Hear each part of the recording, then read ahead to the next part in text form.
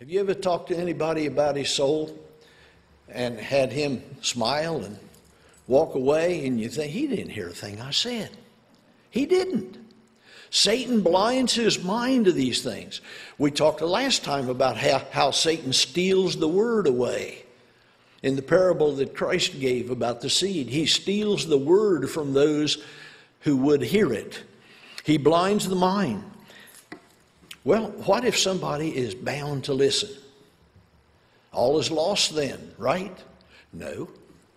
No, he will have another ploy wherein he counterfeits the gospel. If you're going to listen to this religious stuff, if you're going to insist on that, he'll get tired of you listening like that, so he'll let you listen. He'll let you listen to a false doctrine. He'll let you listen to something that you don't want to believe. Why in the world is that? Listen to me. False doctrine, a false belief is worse than no belief. Now wait, they have the same result, of course. Why is one worse than the other? Because if you just don't believe anything, you're liable to go seeking for something and try to figure out about the emptiness in your heart and what in the world's going on around here. But if you have something, even though it's false, then instead of looking for truth, you start trying to defend this false doctrine and just take yourself deeper and deeper, spiraling deeper and deeper into the pit, into the hole, away from the truth, away from the sunlight.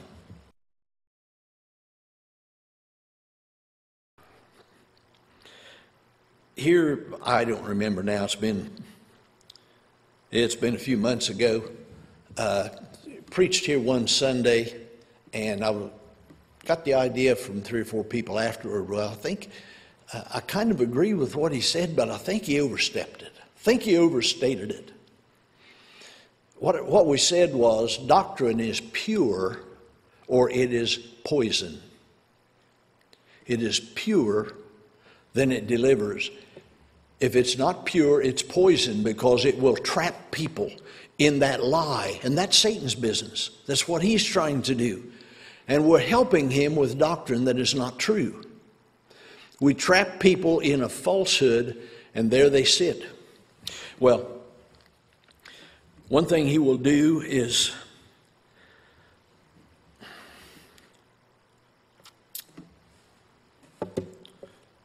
don't feel bad now. I'm skipping stuff. You'll be happy I did. Let's just lump it all together and say, anyway is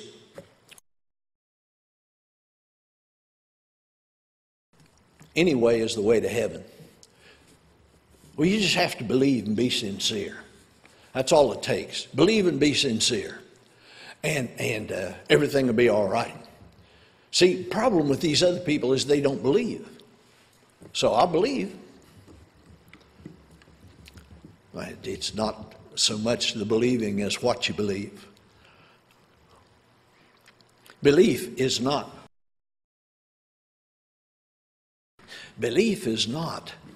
this magic thing that converts you, that causes you to be born again. That's Christ. Your acceptance of Christ, not just believing something. He will confuse the gospel in this way. See, what he's trying to do is keep the possession that he has. He gives defenses to people to help them stay aloof from the gospel. You've all heard the hypocrite argument. Oh, I ain't going down to that church. It's too full of hypocrites. It's ironic. That guy is the biggest hypocrite you talk to that day. First, he's saying, well, I'm too holy to go to church down there. And if he's so holy, where is he going to church? Nowhere.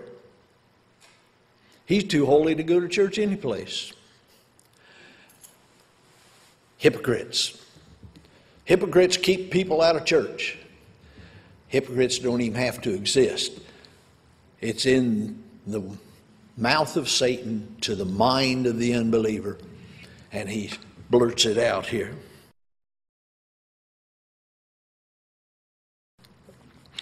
Another thing he loves to do is get people busy. This has been his big success in our generation. Get people busy. They're too busy to go to church. They're too busy to take a job at church. They're too busy to do something at church. See, I've got my priorities all set up here, and church is down here somewhere, and I just don't have time to do that stuff. Where'd that lie come from? Where'd your time come from in the first place? Does Satan allot us time and require how we set it up and how we respond to him? Or does every breath we have come from God? And is that where our priorities begin? But he loves to get us so busy, we just don't have time to do things like that. We're talking to a couple of people about the possibility of coming here to help us with the revival service this fall. Okay? Now, you know what we're going to have to do first? We're going to have to get out the sports calendar, and we're going to have to go over the end of the football season, beginning of the basketball season, and where's a day here.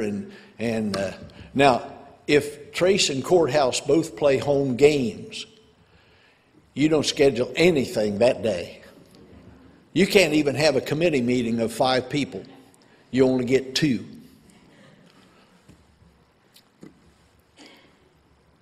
Important things are the things that Satan sticks his finger in and just stirs them all up here. But we're busy because, you see, what you're doing is good. What we're doing is good. This is a good thing. This needs to be done.